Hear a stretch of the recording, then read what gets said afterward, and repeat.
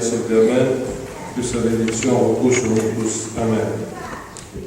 Moi, je regardais tout simplement dans la traduction parce qu'il y a un mot qui est très difficile de traduire. Normalement, c'est un scandale. Il est nécessaire qu'il arrive des scandales, mais malheur à l'homme par qui le scandale arrive.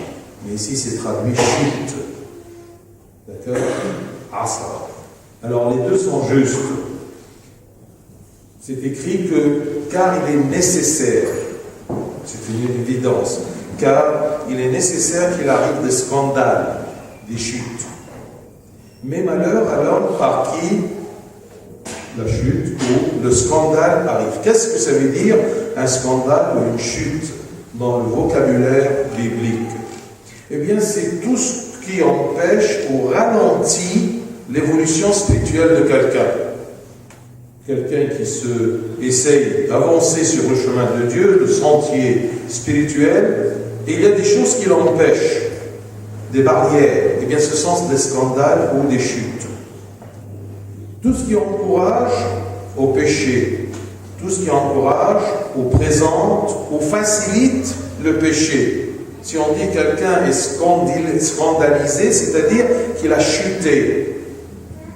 Et scandale aussi, dans le sens biblique, veut dire aussi piège, pour faire chuter quelqu'un, pour le faire trébucher sur le chemin de Dieu. Alors si David un jour il a dit que la parole de Dieu est une lampe à mes pieds et une lumière sur mon sentier, donc le scandale ou la chute est un obstacle à mes pieds et un piège sur mon sentier. Donc, vous comprenez maintenant que Dieu nous a prévenus qu'il y aura toujours des pièges sur notre chemin vers le royaume.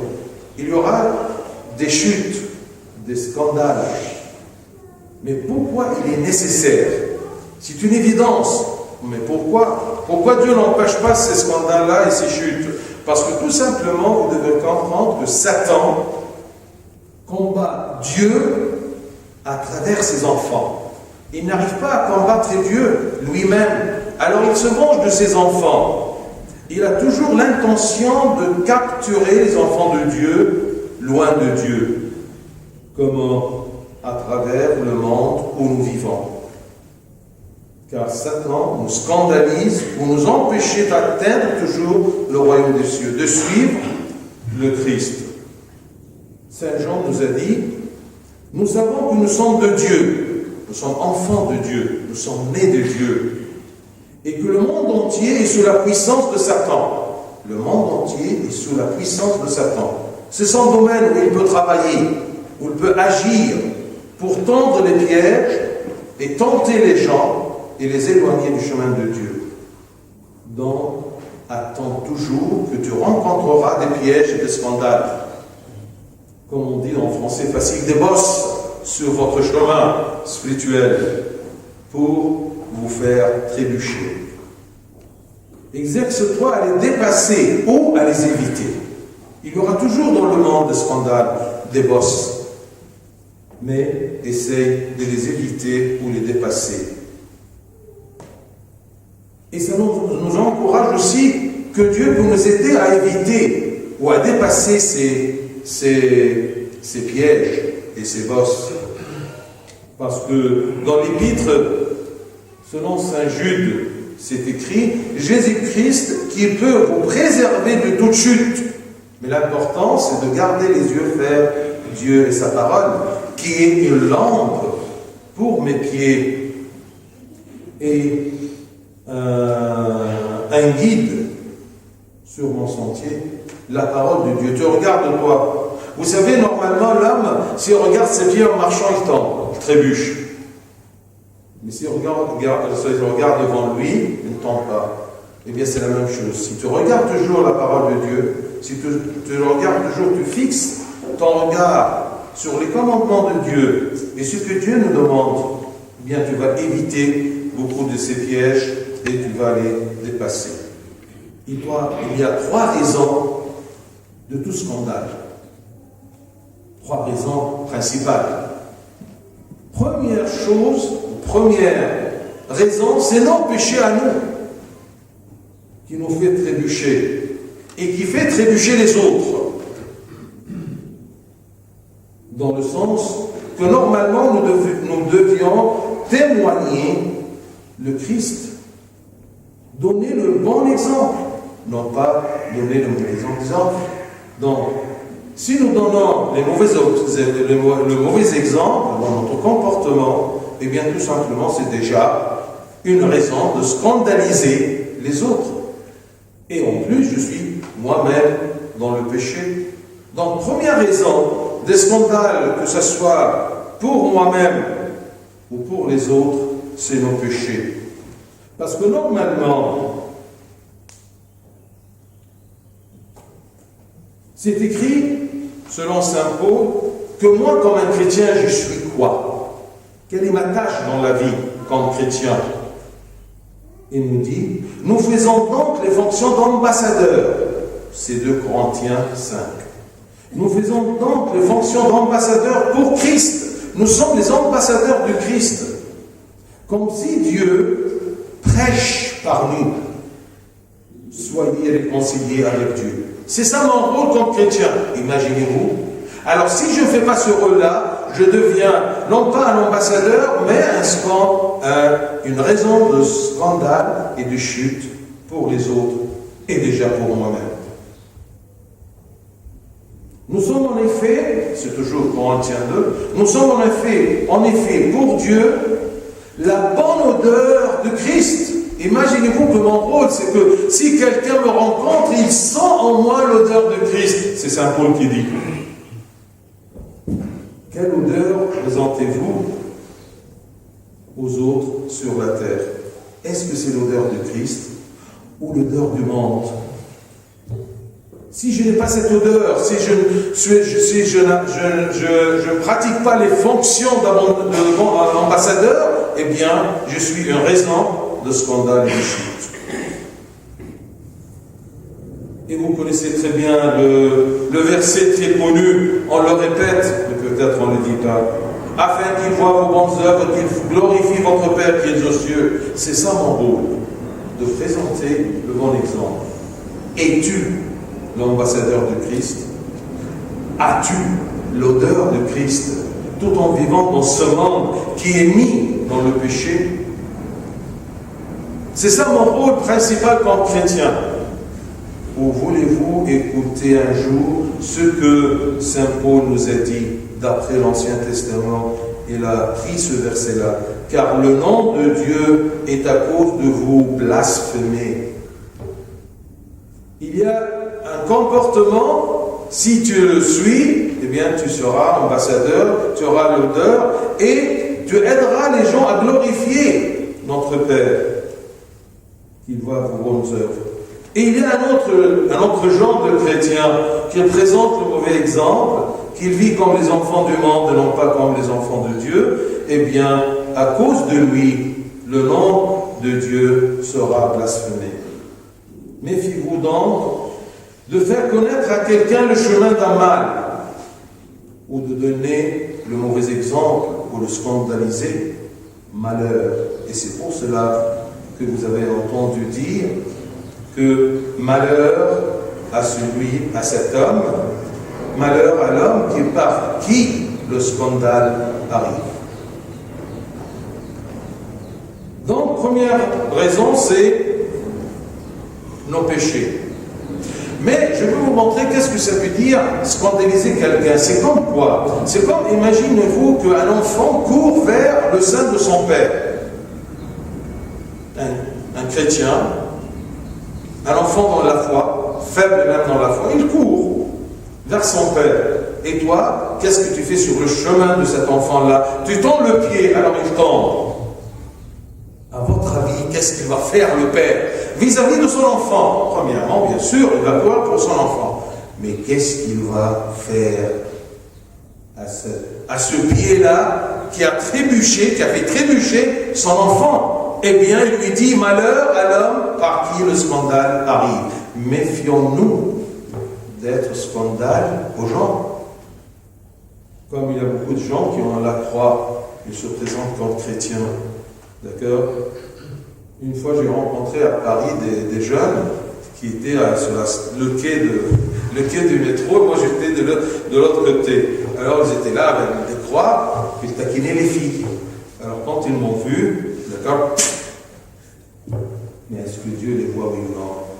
Alors si les gens regardent tout simplement que ce sont des chrétiens, moi je ne suis pas chrétien, ou si je suis chrétien de faible de conscience, je vois des chrétiens ayant la croix, ils se présentent comme chrétiens, ils se comportent de cette façon-là.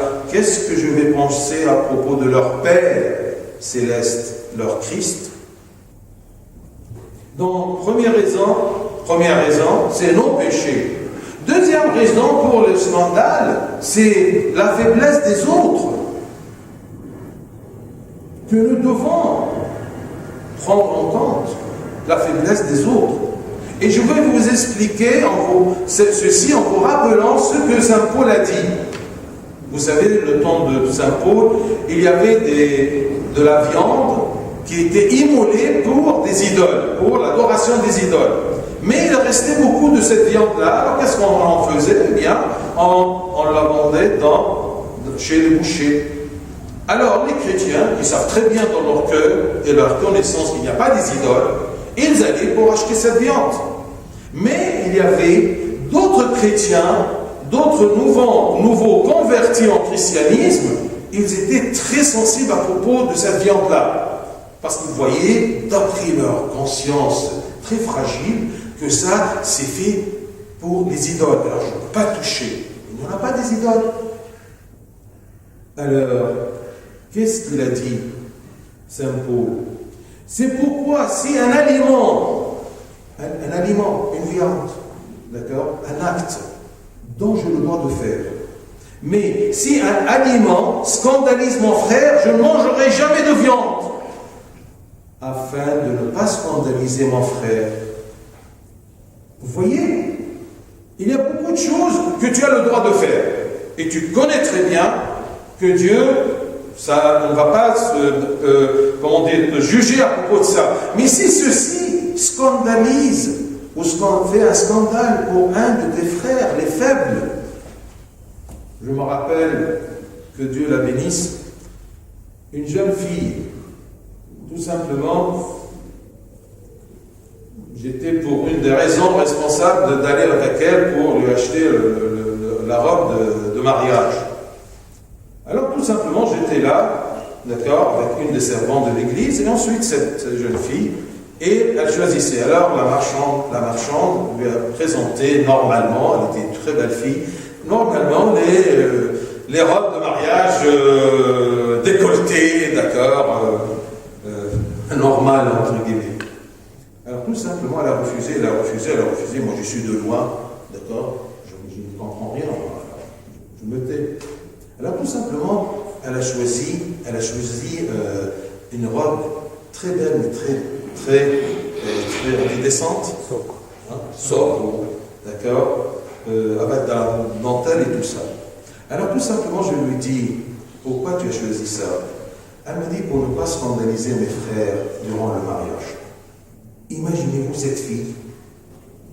Regardez cette fille qui a pensé le jour de son mariage qu'elle va mettre tout simplement une robe normale, sobre, décente, tout simplement, pour ne pas scandaliser ses frères qui ne sont pas encore mariés ou ce sont des jeunes. Imaginez-vous ces gens. Alors ce sont des gens qui pensent à propos de leurs frères. Quelle est la valeur de cette fille aux yeux du Christ? Parce qu'elle sait, d'après Saint Paul, qui nous a dit à propos de ces gens faibles, de ces petits-enfants dans la foi, leur conscience qui est faible, on est souillé, déjà souillé. Alors on ne peut pas ajouter, eh bien, qu'on ait pitié de la faiblesse des autres. C'est ça, celui qui scandalise un enfant. Parce que cet enfant, il peut être un adulte, mais enfant dans sa foi, d'accord, il n'est pas aussi profond comme toi, d'accord, que rien ne compte à tes yeux. Tu es très mystique, entre guillemets. Donc, prenez garde, comme Saint Paul nous dit, verset 9, prenez garde toutefois que votre liberté ne devienne une pierre d'achoppement pour les faibles. Prenez garde, toutefois, que votre liberté, je suis libre de manger cette viande, je suis libre de porter cette robe ou cette chemise, mais n'utilisez pas votre fidélité, votre liberté pour qu'elle ne devienne pas une pierre d'achoppement pour les faibles. On sait et on connaît qu'ils sont des faibles. Pense à eux. Et ainsi, verset 11, et ainsi le faible périra par ta connaissance le frère pour lequel Christ est mort. Imaginez-vous, pour moi, chacun a une valeur aux yeux de Christ et pour lequel le Christ est mort. Alors moi, qu'est-ce que je fais? Par ma liberté et ma connaissance, je scandalise ce faible, cet enfant. Pour cela, il nous a dit, malheur à l'homme par qui le scandale arrive. Personne ne peut prendre soin d'un homme et de son salut, plus que Dieu, le bon pasteur. Alors, chaque acte de scandale que vous présentez aux autres, eh bien, c'est un défi à Dieu. Vous êtes contre Dieu dans son œuvre, dans son travail. Lui, il meurt pour cette personne, pour cet enfant dans la foi. Et vous, qu'est-ce que vous faites?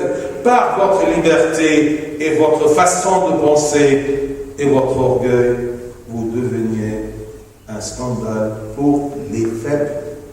Donc, deuxième raison pour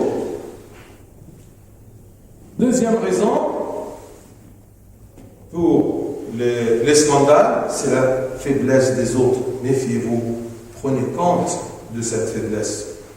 Comme l'épître de Saint Tite, eh bien c'est écrit, tout est pur pour ceux qui sont purs. Oui, tout est pur pour tous ceux qui sont purs. Mais est-ce que tous les gens autour de nous sont purs? D'accord?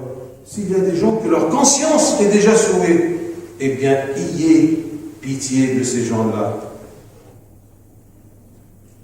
Troisième raison et dernière raison, c'est le mauvais choix de la connaissance. Le mauvais choix de la connaissance, ça mène au scandale. Que ce soit pour toi-même ou pour les autres. Parce que tout simplement, il y a des connaissances pour chaque âge. Il y a des connaissances pour chaque niveau spirituel. Et proximité au Christ, il y a une connaissance.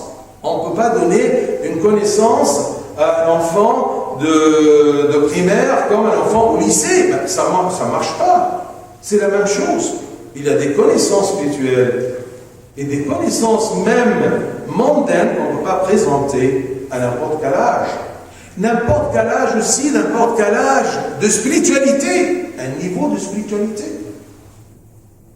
Avant de lire par exemple un livre qui présente le doute en Christ et qui se moque de Christ, le Fils de Dieu, eh bien tu dois avoir un niveau de connaissance de la Bible et de la bonne foi et de la juste foi.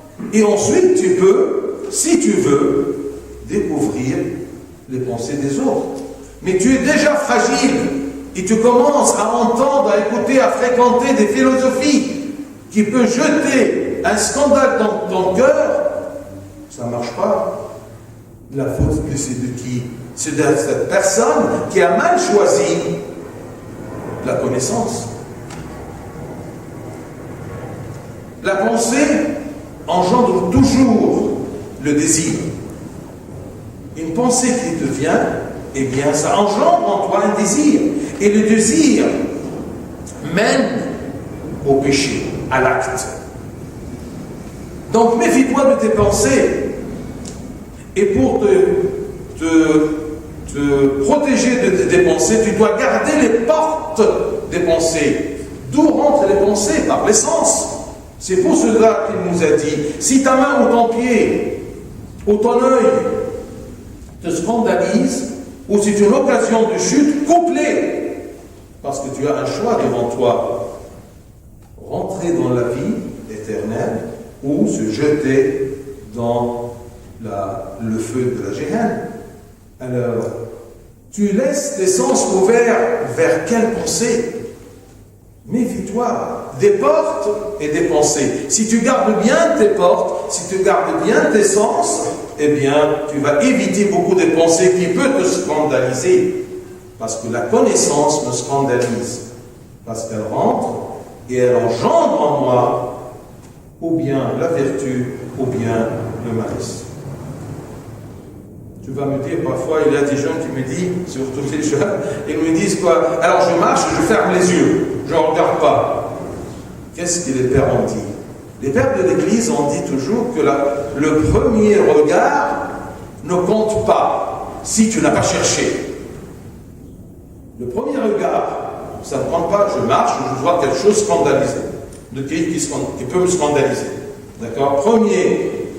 Première vue, premier regard, ça ne compte pas, ça ne joue pas en toi. Qu'est-ce qui compte? Le deuxième regard. Parce que là, c'est toi qui cherches.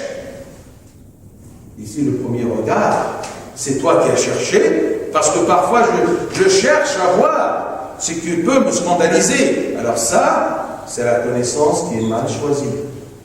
C'est la troisième raison du scandale ou des scandales. Donc, méfie-toi des scandales qui sont par évidence dans le monde, jetés par Satan, et méfie-toi aussi d'être une raison de scandale pour toi-même ou pour les gens. Et là, ça va.